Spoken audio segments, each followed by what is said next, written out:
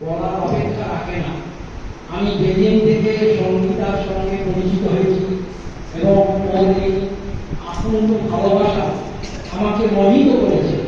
আমি অনেক কিছু ভেবেছি ও যেভাবে ও পিতামাতার শ্রদ্ধা নিবেদনের জন্য ছোট ছোট অনুষ্ঠান শুরু করে, এটা আমাদের বিভিন্নভাবে একটা শিক্ষার অঙ্গ হিসাবে এটাও করে দিচ্ছে।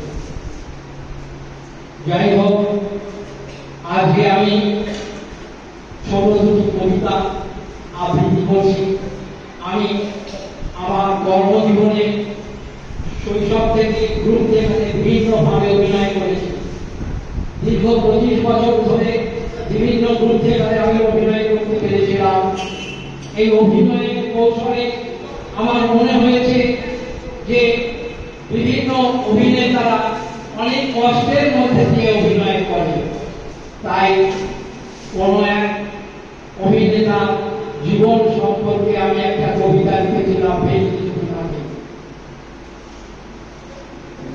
নাম তার দিন করি